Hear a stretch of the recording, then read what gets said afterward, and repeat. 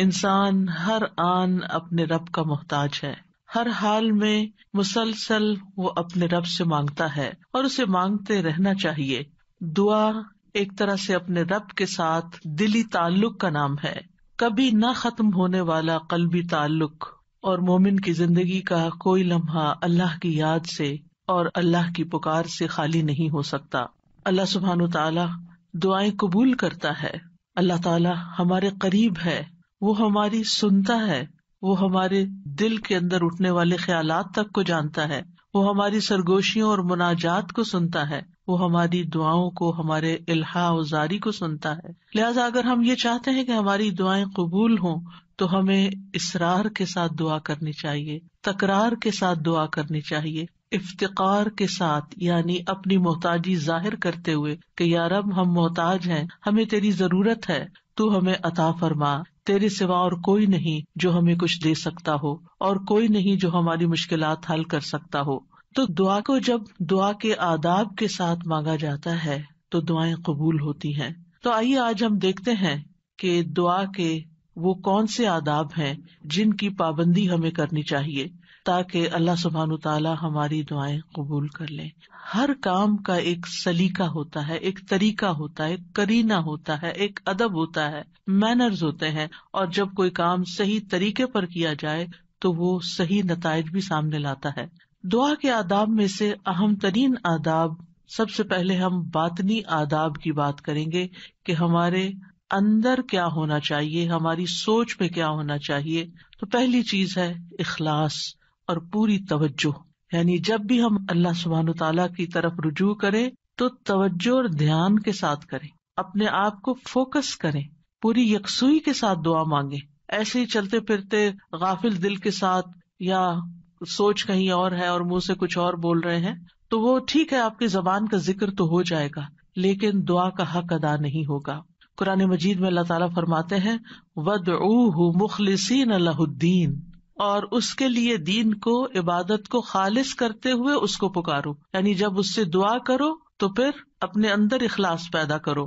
رسول اللہ صلی اللہ علیہ وسلم نے فرمایا اللہ سے قبولیت کے یقین کے ساتھ دعا مانگا کرو کہ اللہ تعالیٰ ضرور قبول کرے گا، اور جان لو کہ اللہ غافل اور لہو و لعب میں مشغول دل کی دعا قبول نہیں فرماتا۔ یعنی اگر آپ توجہ نہیں کرتے اللہ تعالیٰ کی طرف، آپ دھیان نہیں دیتے، آپ کا دل کہیں اور مشغول ہے، صرف زبان سے ہی آپ تکرار کیے چلے جا رہے ہیں تو وہ کافی نہیں، ایسی دعا فائدہ نہیں دے گی۔ دعا کے لیے توجہ ضروری ہے۔ عبد الرحمن بن یزید سے روایت ہے، وہ کہتے ہیں کہ ربیع جمعہ کے دن علقمہ کے پاس آیا کرتے تھے، جب میں وہاں نہ ہوتا تو ان کی طرف پیغام بھیج دیتے۔ تو ایک دفعہ جب وہ آئے، میں وہاں نہ تھا، تو علقمہ مجھ سے ملے، مجھ سے کہا کیا تم نے دیکھا نہیں کہ ربیع کیا بات کہتے ہیں؟ وہ کہتے ہیں کیا تم دیکھتے نہیں کہ لوگ کتنی زیادہ دعائیں کرتے ہیں اور ان کی کتنی کم قبول ہوتی ہیں؟ یہ اس لیے ہوتا ہے کہ اللہ عز و جل خالص دعاؤں کے علاوہ کوئی اور دعا قبول نہیں کرتا۔ یعنی جب تک آپ خالص ہو کے توجہ کے ساتھ دعا نہیں کرتے تو وہ اپنے ہدف تک نہیں پہنچتی، اس کا مقصد پورا نہیں ہوتا، کیونکہ وہ آپ صرف کہہ رہے ہوتے ہیں، مانگ نہیں رہے ہوتے۔ تو آپ کو مانگنا ہے، اور مانگنے کے لیے عاجزی بھی چاہیے، مانگنے کے لیے دل کی تڑپ بھی چاہیے، اور خلوص بھی چاہیے، اور بار بار کی تکرار بھی چاہیے، اور اصرار بھی چاہیے۔ وہ کہتے ہیں کہ میں نے کہا کیا عبداللہ نے بھی یہی نہیں کہا؟ انہوں نے پوچھا کہ عبداللہ نے کیا کہا ہے؟ انہوں نے کہا کہ عبداللہ نے بیان کیا کہ اللہ کسی لوگوں کو سنانے والے، یعنی جو شخص کسی کو سنانے کے لیے دعا کرتا ہے، ریاکار اور ہنسی مذاق سے دعا کرنے والے کی دعا قبول نہیں کرتا، صرف اس دعا کرنے والے کی دعا قبول کرتا ہے جس کے دل سے دعا نکلتی ہے، خلوص کے ساتھ دعا نکلتی ہے۔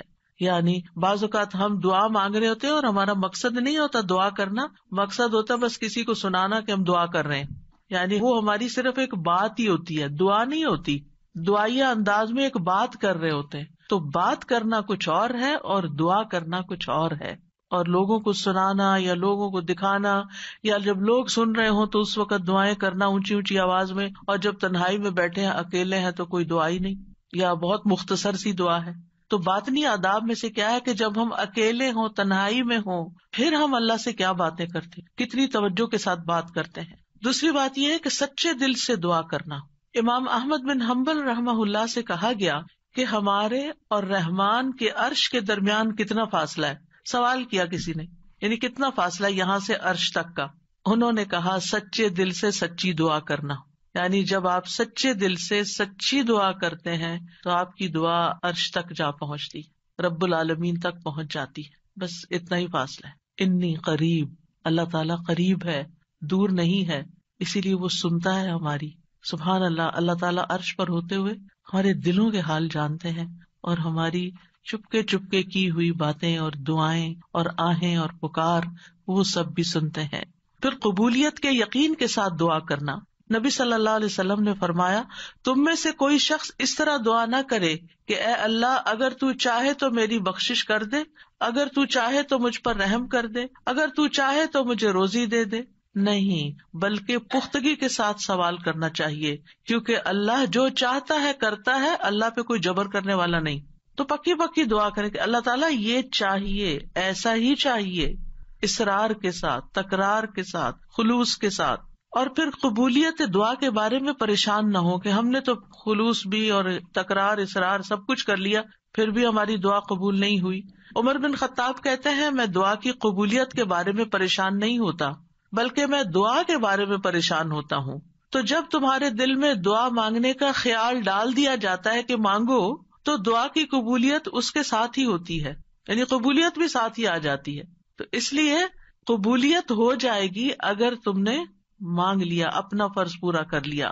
پھر یہ کہ خشوع و خضوع اور عاجزی کے ساتھ دعا کرنی چاہیے، یعنی دل کو حاضر کر کے اللہ سبحانہ تعالیٰ کے سامنے اپنی بندگی کا اظہار کر کے کہ میں کچھ نہیں ہوں، میں بہت کمزور انسان ہوں، میں فقیر ہوں، تو بادشاہ ہے، میرے ہاتھ میں کچھ نہیں، ہر چیز کا مالک تو ہے. جب انسان اس طرح اپنی عاجزی کو ظاہر کر کے دعا کرتا ہے تو بھی دعا قبول ہوتی ہے. ابو موسیٰ اشعری کہتے ہیں، ہم ایک سفر میں رسول اللہ صلی اللہ علیہ وسلم کے ساتھ تھے. جب ہم کسی وادی میں اترتے تو لا الہ الا اللہ اور اللہ اکبر کہتے اور ہماری آواز بلند ہو جاتی تو نبی صلی اللہ علیہ وسلم نے فرمایا، اے لوگو اپنی جانوں پر رحم کرو، کیونکہ تم کسی بہرے یا غائب کو نہیں پکار رہے، وہ تو تمہارے ساتھ ہی ہے. بے شک وہ سننے والا تم سے بہت قریب ہے، بے شک وہ سننے والا بہت قریب ہے. انہ سمیع قریب تبارک اسمہ وتعالی جدہ، اس کا نام برکتوں والا ہے اور اس کی عظمت بہت ہی بڑی ہے. پھر یہ کہ اپنی بے بسی اور اللہ تعالیٰ کی نعمتوں کا اقرار کرتے ہوئے دعا کرنا. ہمیں زکریا علیہ السلام کے بارے میں پتہ چلتا ہے قرآن مجید سے کہ انہوں نے کہا، قال ربی انی وہن العظم منی واشتعل الرأس شیبا ولم اکن بدعائک رب شقیا. اے رب میری ہڈیاں کمزور ہو گئی ہیں، میرا سر بڑھاپے سے بھڑک اٹھا ہے، بال سفید ہو گئے ہیں، اور اے میرے رب میں تجھ سے مانگ کر کبھی نامراد نہیں ہوا.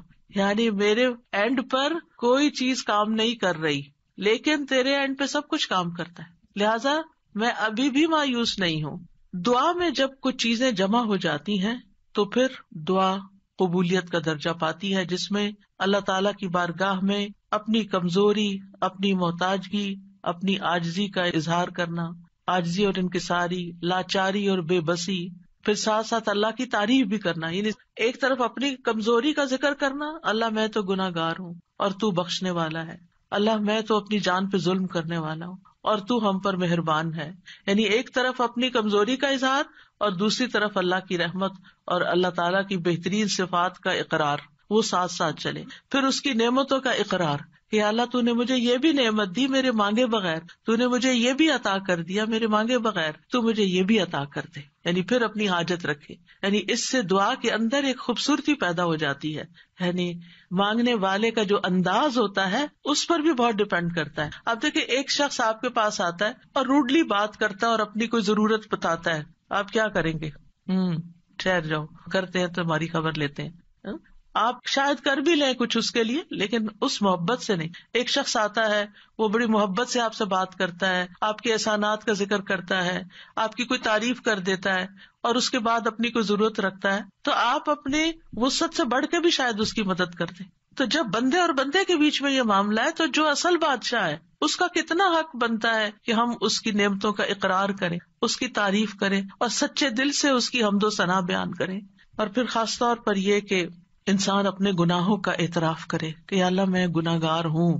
ایک تو ہوتا ہے نا جو اوپر اوپر سے ہم کہتے رہتے ہیں ہم تو بڑے گناہگار ہیں، وہ والا گناہگار نہیں، جو اصلی والا اپنے کسی گناہ کو یاد کر لیں، یا اللہ مجھ سے یہ بھی زیادتی ہوئی ہے، میرے منہ سے یہ لفظ نکل گئے تھے، فلاں شخص کو میں نے ہرٹ کر دیا تھا، یا اللہ میری نماز لیٹ ہو گئی تھی، مجھے قرآن بھی صحیح نہیں پڑھنا آتا، میں نے پتہ نہیں اور کون سی غلطیاں کی ہیں جو مجھ سے زیادہ تو جانتا ہے، میں تو کر کے بھی بھول چکی ہوں، لیکن تو معاف کرنے والا ہے. حضرت سلیمان علیہ السلام نے کیا کیا تھا؟ رب اغفر لی وہب لی ملکن لا ينبغی لأحد من بعدی، اے میرے رب مجھے بخش دے. پہلے اپنی بخشش مانگی، گناہوں کا اعتراف کیا، اور پھر اس کے بعد مجھے ایسی بادشاہت عطا کر جو میرے بعد کسی اور کے لیے نہ ہو. تو یہ اقرار بڑا ضروری ہے. فاعترفت بذنبی، اللہ میں اپنے گناہوں کا اعتراف کرتا ہوں. اور پھر آپ دیکھیے گڑ گڑا کے دعا مانگنی چاہیے، تضرعا وخفیہ. سورۃ الاعراف میں آتا ہے ادعوا ربکم تضرعا وخفیہ انہ لا يحب المعتدین.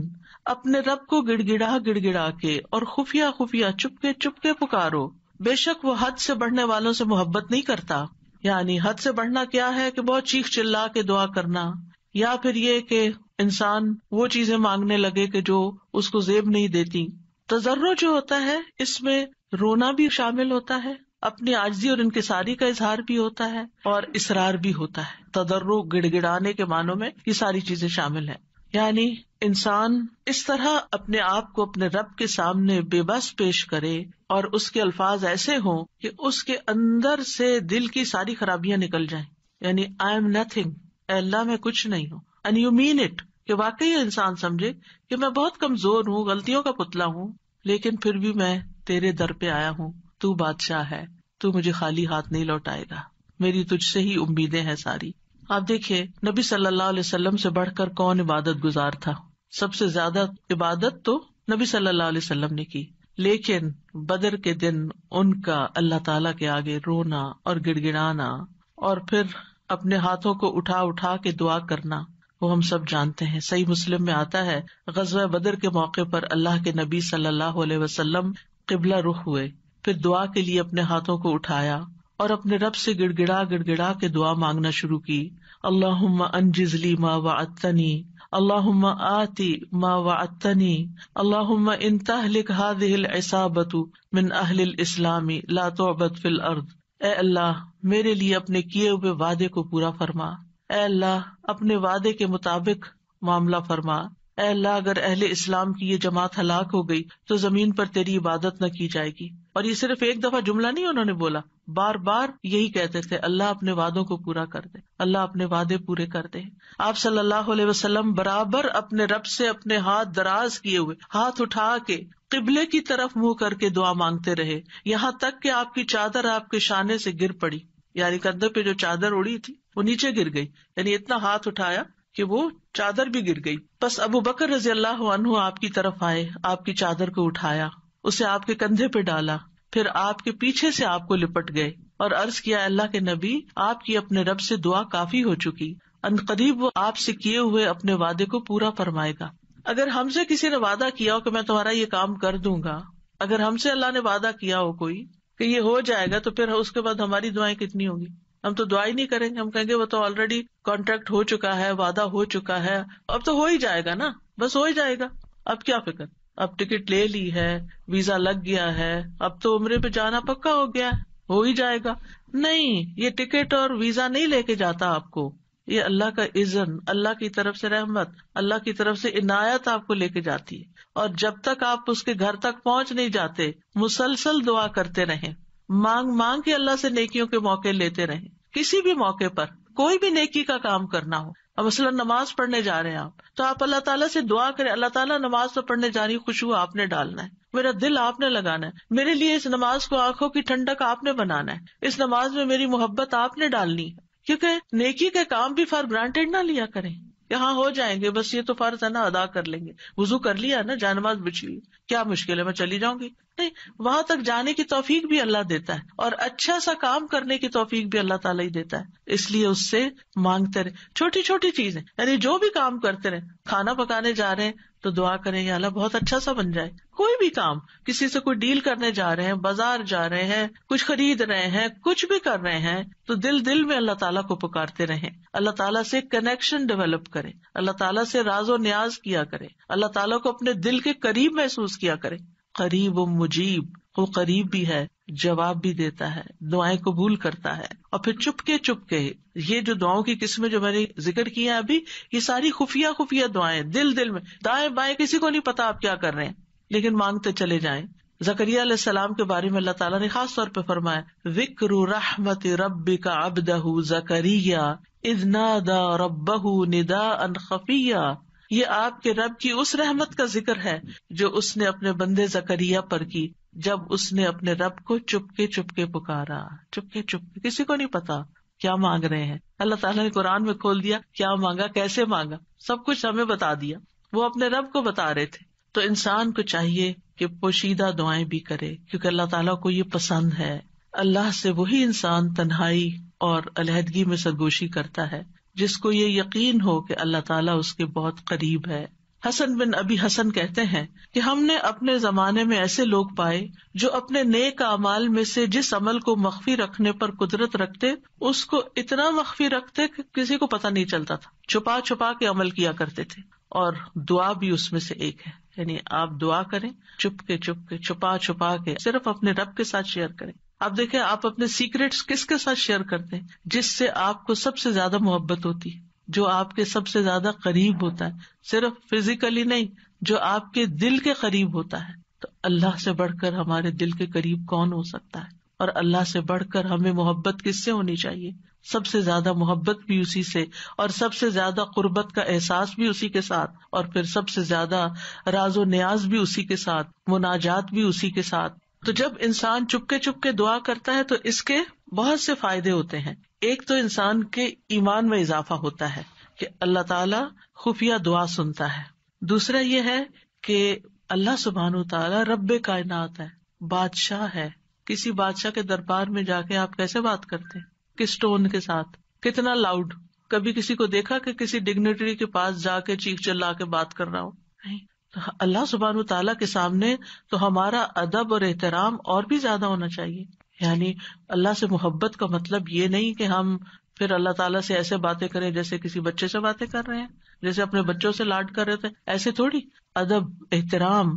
پھر آپ دیکھیے کہ جب انسان چپ کے اور ادب احترام کے ساتھ بات کرتا ہے تو اس میں اخلاص بھی زیادہ ممکن ہوتا ہے. تو یہ چند آداب تھے، باطنی آداب. اب ظاہری آداب. ظاہری آداب میں آپ دعا تو کبھی بھی کہیں بھی مانگ سکتے ہیں، وضو ہو یا نہ ہو. لیکن اگر آپ کی کوئی خاص دعا ہے، کوئی خاص حاجت ہے، کوئی خاص بات ہے، تو پھر آپ باوضو ہو کے، پاک صاف ہو کے اللہ تعالیٰ کی حضور فارملی بیٹھ کے نماز پڑھ کے پھر خاص طرح دعا کریں. یعنی یہ مستحب عمل ہے، فرض نہیں ہے، لازم نہیں ہے. کیونکہ آپ دیکھیے کہ جب انسان باوضو ہوتا ہے نا تو اس کی کیفیت اور ہوتی ہے. تو اس اچھی کیفیت کے ساتھ آپ جب مانگتے ہیں تو قبولیت کے زیادہ امکانات ہوتے ہیں. لیکن اگر کوئی وضو نہ کر سکے کوئی حرج نہیں. ابو عامر رضی اللہ عنہ جب شہید ہوئے تو ابو موسیٰ اشعری رضی اللہ عنہ نے آ کر نبی صلی اللہ علیہ وسلم کو خبر دی اور کہا کہ ابو عامر نے کہا تھا کہ آپ صلی اللہ علیہ وسلم کے پاس جا کر کہنا کہ میرے لیے استغفار کریں. تو اب وہ شہید ہو چکے ہیں. آپ نے پانی طلب کیا، وضو فرمایا، پھر اپنے ہاتھ اٹھا کر دعا کی، اے اللہ ابو عامر کی مغفرت فرما. کیا ہمیں اگر کوئی دعا کے لیے کہتا ہے، ہم نے بھی کبھی ایسا اہتمام کیا؟ پھر ہم اپنی اور رسول اللہ صلی اللہ علیہ وسلم کی امت کے لیے جو خیر خواہی ہے اس کا فرق دیکھ لیں کہ کوئی اگر ہمیں کہتا ہے کہ ہمارے لیے دعا کر دیں تو ہم اس کو الٹا بوجھ سمجھ لیتے ہیں. اور اس حدیث سے یہ بھی پتہ چلتا ہے کہ کسی کو اپنی بخشش کی دعا کے لیے کہنے میں کوئی حرج نہیں، اور خاص طور پر اپنے قریبی دوستوں اور اپنے بچوں کو یہ وصیت بھی کرنی چاہیے کہ خصوصاً مرنے کے بعد ہماری بخشش کی دعا ضرور کریں. سب سے بہترین تحفہ جو ہم کسی میت کو بھیج سکتے ہیں وہ اس کے لیے دل سے کی ہوئی بخشش کی دعا ہے. آج کل تو بس ایک رواج چل پڑا ہے کہ کوئی فوت ہوتا ہے گروپ میں ڈال دیتے ہیں اور سارے اٹھا کے کٹ پیسٹ کر کے دعائیں پیسٹ کرتے جاتے ہیں اور فارغ ہو جاتے ہیں. اور بیٹھ کے آرام سے سکون سے توجہ سے دعا نہیں کرتے کہ جانے والے کو اس وقت پتہ نہیں کیسی ضرورت ہوگی ہماری دعا کی. تو ہمارے خلوص کا یہ تقاضا ہے کہ ہم اپنے پیاروں کے لیے بہت اہتمام کے ساتھ دعا کریں کہ ہم دنیا میں ہوں یا نہ ہوں، اور خصوصاً جب والدین چلے جائیں دنیا سے تو وہ اور زیادہ ہماری دعاؤں کے محتاج ہو جاتے ہیں. پھر اسی طرح دعا کرتے وقت قبلہ رخ ہو جانا افضل ہے، یہ بھی مستحب ہے. نہ ہو کوئی بات نہیں، کسی بھی جگہ کسی بھی طرف رخ کر کے آپ دعا کر سکتے ہیں. نبی صلی اللہ علیہ وسلم نے ایک جمعہ کے دن بارش کی دعا مانگی تھی. اس وقت آپ کا چہرہ مشرق کی طرف تھا، قبلے کی طرف نہیں، کیونکہ آپ جمعے کا خطبہ دے رہے تھے. تو جمعے کے خطبے میں پھر اپوزٹ ڈائریکشن پہ انسان کھڑا ہوتا ہے، تو آپ نے دیر اینڈ دین دعا مانگ لی. لیکن اوور آل آپ دیکھیے کہ جب آپ عبادت کے وقت قبلہ رخ ہو کے بیٹھتے ہیں تو اس سے ایک پازیٹیو انرجی آپ کے اندر سے آتی ہے، آپ کو ایک فیلنگ آتی ہے، آپ کا فوکس بڑھ جاتا ہے. قبلہ ہے بھی کس لیے؟ ایک فوکس کے لیے نا، آرگنائز کرنے کے لیے نمازوں کو، کہ پوری دنیا کے جو نمازی ہیں وہ ایک ہی طرف رخ رکھے. اور اسی لیے آپ دیکھیں کہ جب ہم حرم شریف جاتے ہیں، کعبہ کے پاس جاتے ہیں، تو کتنی پازیٹیو انرجی لے کر آتے ہیں. ہماری سوچیں، ہمارے خیال، ہمیں سارے غم بھول جاتے ہیں، ساری پریشانیاں دور ہو جاتی ہیں، اور ایک اور خاص طرح کی انرجی ہمارے اندر آ جاتی ہے. تو اس لیے بہتر ہے کہ قبلے کی طرف منہ کر لیں، نہیں ہے تو کوئی بات نہیں. علی بن ابی طالب سے روایت ہے، ایک مرتبہ ہم رسول اللہ صلی اللہ علیہ وسلم کے ساتھ سفر پر روانہ ہوئے. جب ہم ہرہ میں اس سیراب کی ہوئی زمین پر پہنچے جو سعد بن ابی وقاص کی ملکیت میں تھی، تو رسول اللہ صلی اللہ علیہ وسلم نے فرمایا، میرے لیے وضو کا پانی لاؤ. جب نبی صلی اللہ علیہ وسلم وضو کر چکے تو قبلہ رخ ہو کر کھڑے ہو گئے، اللہ اکبر کہہ کے فرمایا، اے اللہ، ابراہیم جو تیرے بندے اور تیرے خلیل تھے، انہوں نے اہل مکہ کے لیے برکت کی دعا کی تھی، اور میں محمد تیرا بندہ اور تیرا رسول ہوں صلی اللہ علیہ وسلم. میں تجھ سے اہل مدینہ کے حق میں دعا مانگتا ہوں کہ اہل مدینہ کے مد اور سا میں اہل مکہ کی نسبت دگنی برکت عطا فرما دے. مد اور سا پیمانے ہیں جن سے ناپ کے تول کی چیزیں دی جاتی تھی، اسکیلز ہیں. تو کس طرح نبی صلی اللہ علیہ وسلم نے اہتمام کے ساتھ دعا مانگی، اور ابراہیم علیہ السلام کی پریکٹس کو سامنے رکھتے ہوئے، اس کا ایک طرح سے واسطہ دیتے ہوئے کہ آپ نے ان کی دعا بھی سنی تھی، مدینہ والوں کے لیے میری دعا سنیں. اور آپ اس برکت کو محسوس کرتے ہیں جب آپ وہاں جاتے ہیں. یہاں اس حدیث سے کیا پتہ چلتا ہے کہ آپ نے دعا کے لیے وضو بھی کیا اور دعا کے لیے قبلہ رخ بھی ہوئے، یعنی دونوں کام کی توجہ اور فوکس، اور ایک ادب کے تقاضے کے تحت. ضروری نہیں کہ ہر وقت کیا جائے، لیکن کیونکہ اس وقت آپ نے نماز نہیں پڑھائی کوئی، خالی دعا کے لیے آپ نے یہ اہتمام کیا. پھر اسی طرح یہ کہ ہاتھ پھیلا کے، ہاتھ اٹھا کے دعا کرنی چاہیے. رسول اللہ صلی اللہ علیہ وسلم نے فرمایا، بے شک تمہارا رب تبارک و تعالی بڑی شرم والا اور بڑے کرم والا ہے. اس کو اس بات سے شرم آتی ہے کہ اس کا کوئی بندہ اس کے آگے ہاتھ پھیلائے اور وہ ان کو خالی لوٹا دے. یعنی آپ ہاتھ کرتے آگے تو خالی نہیں لوٹاتا، وہ آپ کو عطا کرتا ہے. اچھا، بعض لوگ تو کیا کرتے ہیں، ایسے مٹھیاں بند کر کے ایک مٹھی کے نیچے دوسرا ہاتھ، اتفاق سے نظر پڑ جاتی ہے. کچھ لوگ نماز کے بعد ایسے بیٹھے ہوتے ہیں اور دعا کر رہے ہوتے ہیں. کچھ لوگ تو یہ ہے کہ ہاتھ سے اٹھاتے ہیں تو بس اس طرح ڈھیلے ڈھالے سے چھوڑ دیتے ہیں. تو کم از کم اتنے تو اٹھائیں کہ آپ کی بازو کو محسوس ہو کہ آپ کے ہاتھ اٹھے ہوئے ہیں، اور اوپر تو آپ جتنا چاہیں پھر لے جائیں. پھر اسی طرح ایک اور روایت میں ہے، رسول اللہ صلی اللہ علیہ وسلم نے فرمایا، جب تم اللہ سے سوال کرو تو اپنے ہاتھوں کی ہتھیلیوں کے ساتھ مانگا کرو، ہاتھ پھیلایا کرو، ہاتھوں کی پشت سے نہیں مانگو. الٹے ہاتھ سے نہیں دعا کرنی کہ آپ کے ہاتھ نیچے کی طرف ہو، یعنی ہتھیلی اندر ہو، جیسے کوئی چیز کسی سے مانگتے ہیں یہ لیتے، ایسے لینے والے انداز میں. پھر اسی طرح حمد و ثنا اور درود پڑھ کر دعا کرنی چاہیے. دعا مانگنے سے پہلے اللہ تعالیٰ کی خوب حمد و ثنا، تعریف، اور اللہ تعالیٰ کی تسبیح اور اللہ تعالیٰ کی بڑائی بیان کرنی چاہیے، اور اللہ تعالیٰ کے اچھے اچھے ناموں کا واسطہ دے کر اللہ سے دعا کرنی چاہیے. پھر نبی صلی اللہ علیہ وسلم پر درود بھیج کر اللہ تعالیٰ سے سوال کرنا چاہیے. ابن مسعود کہتے ہیں، جب کوئی آدمی اللہ سے سوال کرنے کا ارادہ کرے تو پہلے وہ اللہ کی ایسی حمد و ثنا بیان کرے جو اس کے لائق ہے، پھر نبی صلی اللہ علیہ وسلم پر درود بھیجے، اس کے بعد دعا کرے. اس طرح ممکن ہے کہ وہ کامیاب ہو جائے، یعنی اپنی مطلوبہ چیز پا لے. پھر اسی طرح یہ ہے کہ جامع دعائیں کرنی چاہیے، کمپریہنسو. حضرت عائشہ کہتی ہیں کہ رسول اللہ صلی اللہ علیہ وسلم جامع دعا پسند فرماتے اور اس کے علاوہ کو چھوڑ دیتے. یہ بہت لمبی نہیں کرتے تھے، مختصر مختصر، یعنی بہت لمبی دعا اور بہت ڈیٹیل میں جانے کی بجائے جامع کلام اور اچھے کلمات کا انتخاب کیا جائے جس سے اللہ تعالیٰ کی رحمت ہماری طرف آئے. اچھے الفاظ کا جو چناؤ ہے اس کے بارے میں خطابی کہتے ہیں کہ انسان کو چاہیے کہ اپنی دعا کے لیے اور اپنے رب کی تعریف کے لیے اچھے الفاظ اور عمدہ کلمات کا انتخاب کرے، اور ان کلمات کا انتخاب کرے جن کے اندر یعنی تھوڑے لفظوں میں میننگ زیادہ ہوں. جامع کا مطلب یہی ہوتا ہے، کیونکہ یہ بندے کی مناجات ہے، یعنی بندے کی سرگوشیاں ہیں اس ہستی کے لیے جو سب سرداروں کا سردار ہے، کوئی اس جیسا نہیں، کوئی اس کے مشابہ نہیں. آپ دیکھیے کہ جب آپ کسی ایسے شخص کو کچھ نوٹ بھیجتے ہیں، چاہے وائس نوٹ ہو چاہے لکھ کر بھیجیں، جس کا آپ احترام کرتے ہوں، جس کو کوئی اہمیت دیتے ہوں، تو آپ کس طرح بات کرتے ہیں؟ کون سے الفاظ استعمال کرتے ہیں؟ سب سے اچھے الفاظ استعمال کرتے ہیں، خوبصورت انداز میں بات کرتے ہیں. اور اگر آپ کو اپنی بات پسند نہ آئے تو آپ کیا کرتے ہیں؟ میسج ڈیلیٹ کرتے. تو یہ ٹھیک نہیں ہے، دوبارہ کرتے ہیں اور ایسے انداز میں بات کرتے کہ دوسرے کو سمجھ آ جائے. تو اللہ سبحانہ تعالیٰ سے ہم کس طرح بات کریں کہ جو خوبصورت الفاظ پر مبنی ہو، الفاظ کا چناؤ بھی اچھا ہو، لیکن اس چناؤ میں تصنع نہیں ہو، آرٹیفیشلٹی نہیں ہو، تکلف نہیں ہو، یہ پسند نہیں کیا گیا. ابن عباس کہتے ہیں کہ دعا میں قافیہ بندی سے پرہیز کرنا، یعنی پوئٹری نہیں بنا لے دعا کو، کیونکہ میں نے رسول اللہ صلی اللہ علیہ وسلم اور آپ کے صحابہ کو پایا کہ وہ ہمیشہ اس سے اجتناب کرتے تھے. پھر اسی طرح دعا میں مبالغے سے پرہیز کرنا چاہیے. رسول اللہ صلی اللہ علیہ وسلم نے فرمایا ان قریب اس امت میں ایسے لوگ آئیں گے جو طہارت اور دعا میں مبالغہ کریں گے. طہارت میں مبالغہ کیا ہے کہ اب جیسے وضو کرنا ہے نا تو اس کے لیے اتنا پانی گرانا اور دھوتے چلے جانا اور بار بار دھونا کہ ابھی صاف نہیں ہوئے، ابھی میرا خیال ہے ہم پاک نہیں ہوئے. نہیں، اس میں انسان کو اعتدال اختیار کرنا چاہیے. نبی صلی اللہ علیہ وسلم تھوڑے سے پانی سے پورا وضو کر لیا کرتے تھے. اور اسی طرح دعا میں مبالغہ آرائی جو ہے وہ بھی پسندیدہ نہیں ہے. پھر اپنے گناہوں کا اعتراف کر کے توبہ استغفار کر کے دعا کرے. نبی صلی اللہ علیہ وسلم نے فرمایا ایک بندے نے گناہ کیا اور کہا اے میرے رب میں نے گناہ کیا تو مجھے بخش دے. اس کے رب نے فرمایا کیا میرا بندہ جانتا ہے کہ اس کا کوئی رب ہے اور گناہ کی وجہ سے سزا بھی دیتا ہے؟ میں نے اپنے بندے کو بخش دیا، کیونکہ میرے بندے کا یہ یقین تھا کہ میرا رب بخشش فرمانے والا ہے، اسی لیے وہ میرے پاس آیا ہے بخشش مانگنے کے لیے، تو میں نے اس کو بخش دیا. دعا کرنے والے کو پہلے اپنے لیے دعا کرنی چاہیے، پھر اپنے قریب والوں کے لیے، پھر دور والوں کے لیے. جیسے قرآن مجید میں آتا ہے ابراہیم علیہ السلام کی دعا ربنا اغفر لی ولوالدی وللمؤمنین یوم یقوم الحساب، اللہ مجھے بخش دے، میرے والدین کو بخش دے اور سارے مومنوں کو بخش دے قیامت کے دن.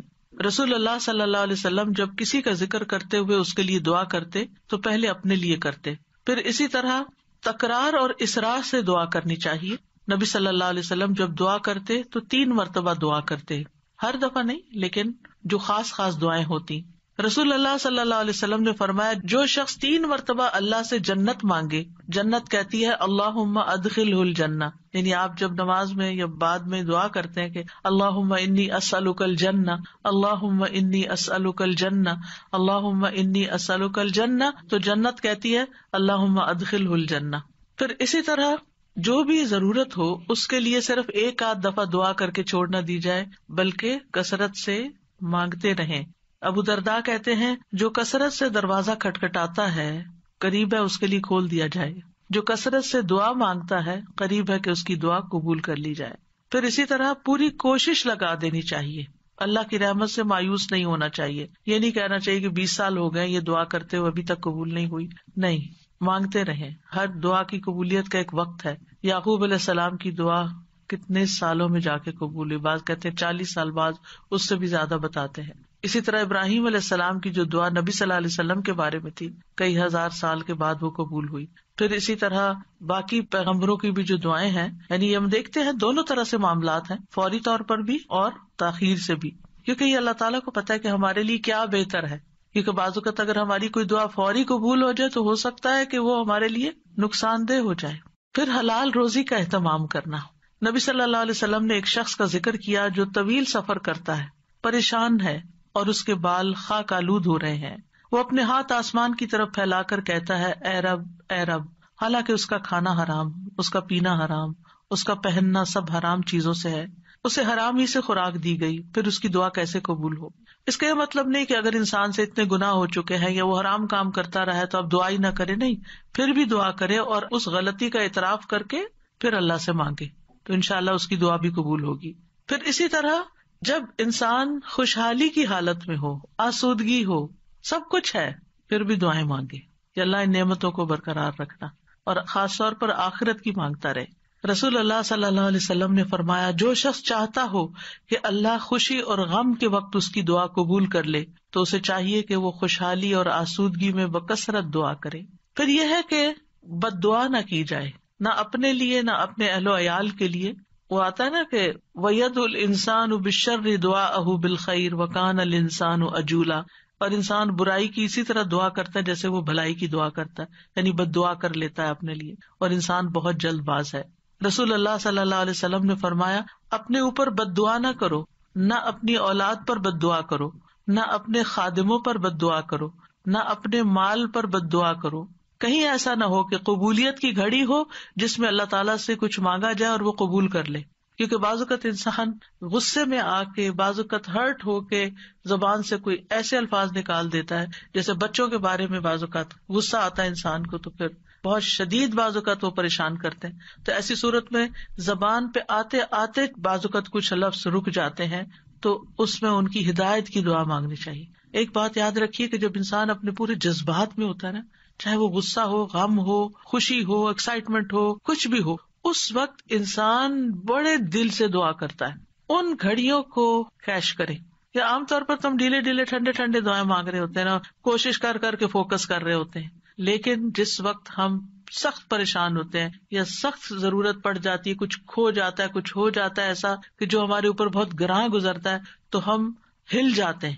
وہ جو ہلنا ہے نا، اس وقت آپ اپنے رب کو بہت شدت سے پکاریں، تو وہ شدت جو ہے وہ انشاءاللہ فائدہ دے گی، یعنی اپنے آپ کو ڈائیورٹ کر لیں، بجائے غصہ لوگوں پہ نکالنے کے اور غلط باتیں کرنے کے کہ جو پلٹ کے اپنے اوپر ہی آئے، کیونکہ اگر آپ کسی کو بھی بد دعا دیتے ہیں اور وہ اس کا اہل نہیں، تو واپس آپ پر ہی آ جائے گی، تو اس لیے بہت احتیاط کی ضرورت ہے۔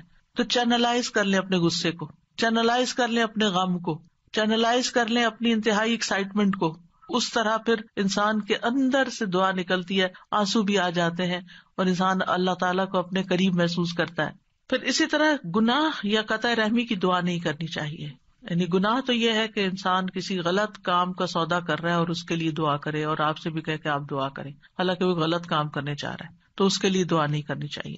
دوسرا یہ ہے کہ قطع رحمی نہ ہو۔ قطع رحمی کیا ہوتی ہے کہ مثلاً کوئی کہے اپنے کسی بچے کے بارے میں کہ یا اللہ اس کو میری آنکھوں سے دور کر دے، اس قسم کی دعائیں نہیں کرنی چاہیے، یہ بد دعا میں شامل ہو جاتی ہے۔ اور جلد بازی نہیں کرنی چاہیے کہ بس فوراً ابھی قبول ہونی تو میں تو آئندہ دعا نہیں کروں گی۔ اب آپ دیکھیے کہ دعا کے معاملے میں ایک اور چیز بھی ہے، اور وہ ہے دعا میں وسیلہ اختیار کرنا۔ تو دعا میں کچھ وسیلے جائز ہیں، کچھ جائز نہیں۔ جائز وسیلے کیا ہیں؟ نمبر 1، اسماء حسنی کو وسیلہ بنا کے دعا کرنا۔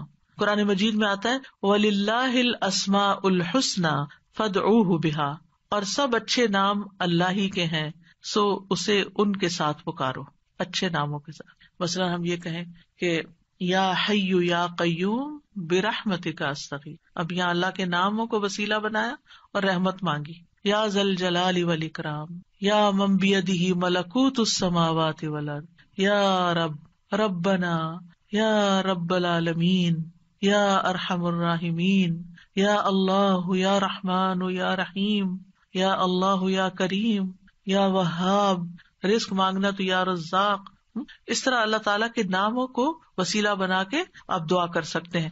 کچھ تو وہ نام ہے جن میں اسم اعظم بھی ہے، اور نبی صلی اللہ علیہ وسلم نے ان ناموں کے ساتھ دعا کی ہے جو مشہور یا حی یا قیوم وغیرہ۔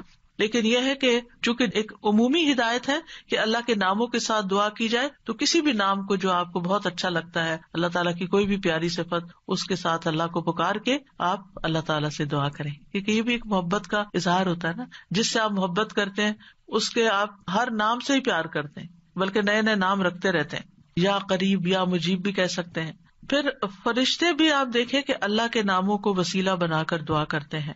الذین یحملون العرش ومن حولہ یسبحون بحمد ربہم ویؤمنون بہ ویستغفرون للذین آمنوا کیا کہتے ہیں؟ ربنا وسعت کل شیء رحمتا وعلما، اے ہمارے رب تو نے ہر چیز کو اپنی رحمت اور علم سے گھیر رکھا ہے. تو یہ اللہ کے ناموں کو وسیلہ بنا رہے ہیں ایک طرح سے. اس کے بعد کہتے ہیں فاغفر للذین تابوا، اللہ جو توبہ کرتے ہیں، واتبعوا سبیلک، تیرے رستے پہ چلتے ہیں، ان کو بخش دے، وقہم عذاب الجحیم، اور انہیں جہنم کے عذاب سے بچا لے. انبیاء علیہ السلام بھی اللہ کے ناموں کا وسیلہ اختیار کرتے ہیں. حضرت سلیمان نے عرض کیا تھا قال رب اغفر لی وہب لی ملکا لا ينبغی لأحد من بعدی انک انت الوہاب، تو بہت عطا کرنے والا ہے، تو مجھے بھی عطا کر. پھر اسی طرح یوسف علیہ السلام نے دعا کی تھی رب قد آتیتنی من الملک وعلمتنی من تأویل الاحادیث فاطر السماوات والارض انت ولی فی الدنیا والآخرہ توفنی مسلما والحقنی بالصالحین. تو یہاں پر فاطر السماوات والارض یہ اللہ تعالیٰ کے نام لیا گیا ہے. نبی صلی اللہ علیہ وسلم کو بھی جب کوئی مشکل پیش آتی تو آپ فرماتے یا حی یا قیوم برحمتک استغیث. اور یہ قبولیت کے اسباب میں سے ہے اللہ کے ناموں کے ساتھ دعا کرنا جو ہے. رسول اللہ صلی اللہ علیہ وسلم مسجد میں داخل ہوئے تو دیکھا گیا کہ ایک شخص نے اپنی نماز پوری کر لی اور تشہد میں بیٹھا ہے اور کہہ رہا ہے اللہم انی اسألک یا اللہ الاحد الصمد الذی لم یلد ولم یولد ولم یکن لہ کفوا احد ان تغفر لی ذنوبی انک انت الغفور الرحیم. آپ صلی اللہ علیہ وسلم نے 3 بار فرمایا اس کو بخش دیا گیا ہے. یعنی اس دعا کے ساتھ آپ دیکھیں کہ اس میں اخلاص بھی ہے نا. یا اللہ الاحد الصمد الذی لم یلد ولم یولد ولم یکن لہ کفوا احد، یہ سورۃ اخلاص کا حصہ ہے. ان تغفر لی ذنوبی، میں توحید خالص کا اقرار کر کے اپنے گناہوں کی معافی مانگتا ہوں. پھر یا ذی الجلال والاکرام کو لازم پکڑ لینا چاہیے. نبی صلی اللہ علیہ وسلم نے فرمایا ان ناموں کے ساتھ چمٹے رہو، یعنی روزانہ ان ناموں کے ساتھ اللہ تعالیٰ سے دعا کرنی چاہیے. پھر یہ کہ ادب کے ساتھ اس کی صفت بیان کرتے ہوئے دعا کرنی چاہیے. پھر رب کے وسیلے سے دعا کرنی چاہیے. یعنی ابو درداء کہتے ہیں اللہ تعالیٰ مومنوں پر رحم فرمائے، وہ مسلسل یہی کہتے رہے ربنا ربنا ربنا ربنا، یہاں تک کہ ان کی دعا قبول کر لی گئی. اپنے نیک اعمال کو وسیلہ بنا کے دعا کرنا، یعنی یہ وسیلہ دے سکتے ہیں ہم.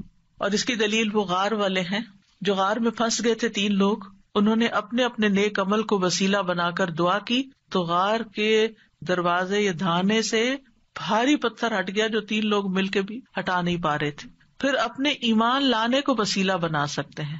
الذین یقولون ربنا اننا آمنا فاغفر لنا ذنوبنا وقنا عذاب النار، جو لوگ کہتے ہیں اے ہمارے رب بے شک ہم ایمان لے آئے تو ہمارے لیے ہمارے گناہوں کو بخش دے، یعنی ہمارے ایمان کی وجہ سے ہمارے گناہوں کو بخش دے اور ہمیں آگ کے عذاب سے بچا لے.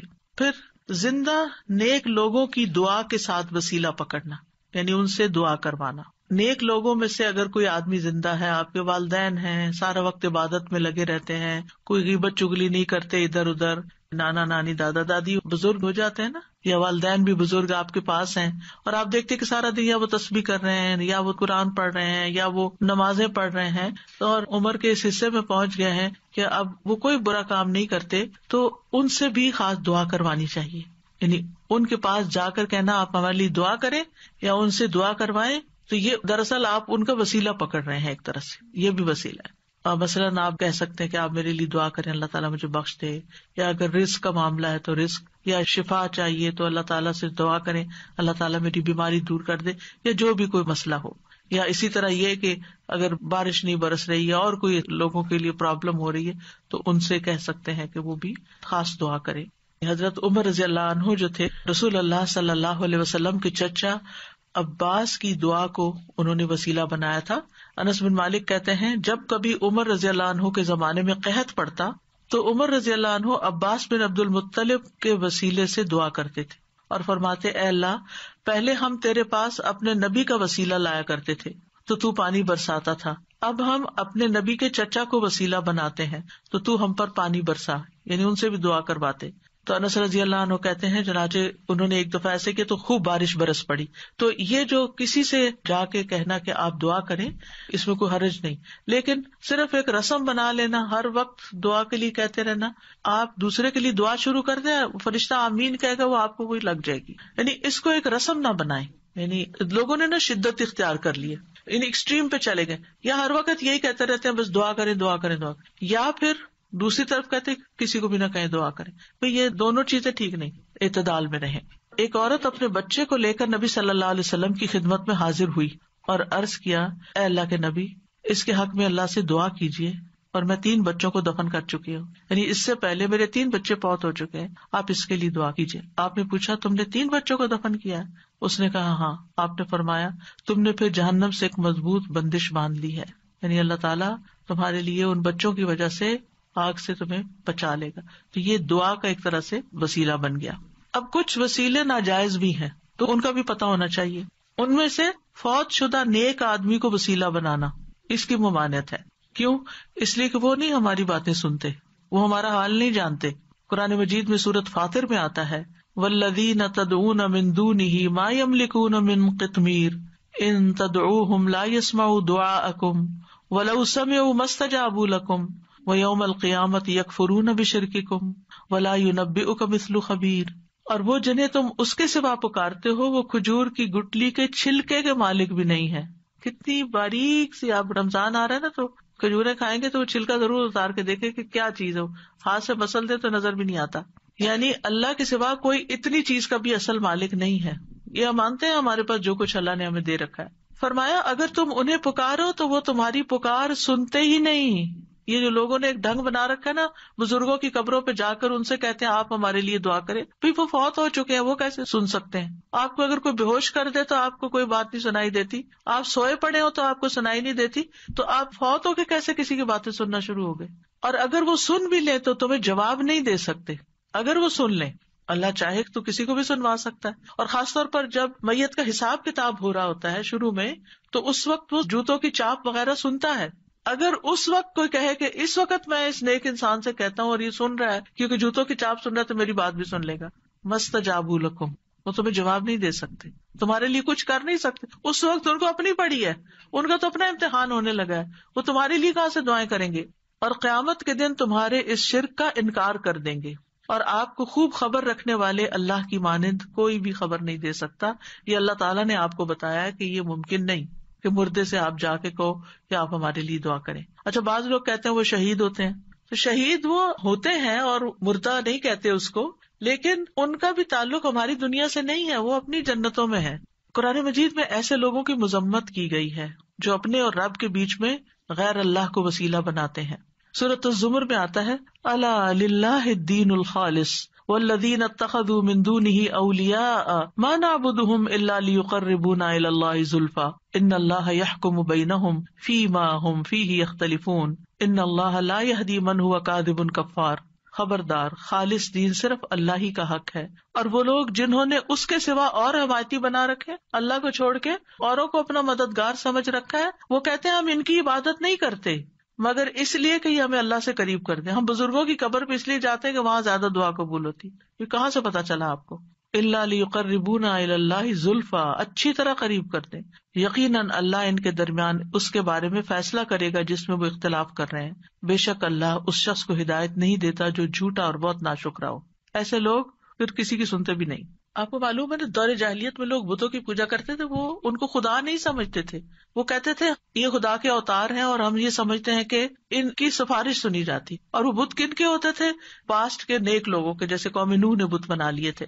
لیکن یاد رکھیے جو آیت ہم ریپیٹڈلی ہر روز سنتے ہیں اور ہر روز اس کا معنی جانتے ہیں، اس میں وَإِذَا سَأَلَكَ عِبَادِي عَنِّي وَإِنِّي قَرِيبٌ، کوئی واسطہ وسیلہ بیچ میں نہیں. میں خود اپنے بندے کے قریب ہوں، کسی اور کو بیچ میں لانے کی کیا ضرورت ہے؟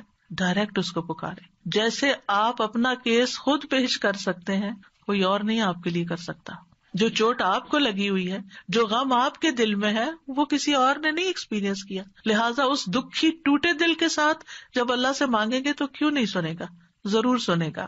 اب دعا کی قبولیت کے کچھ اوقات. اگرچہ انسان ہر وقت دعا کر سکتا ہے، لیکن کچھ ٹائم دوسرے ٹائمز کی نسبت زیادہ قبولیت والے ہوتے ہیں، جن میں سب سے پہلے آذان. حدیث میں آتا ہے آذان اور اقامت کے درمیان دعا رد نہیں کی جاتی، لیکن پہلے آپ اذان کا جواب دیں، اذان کے بعد والی دعا پڑھیں، دروشی پڑھیں اور پھر مانگیں، قبول ہو جائے گی. پھر فرض نمازوں کے بعد، سبحان اللہ، ہر روز 5 دفعہ فرض نماز ادا کرتے ہیں، اس کے فوراً بعد دعا قبول ہوتی ہے.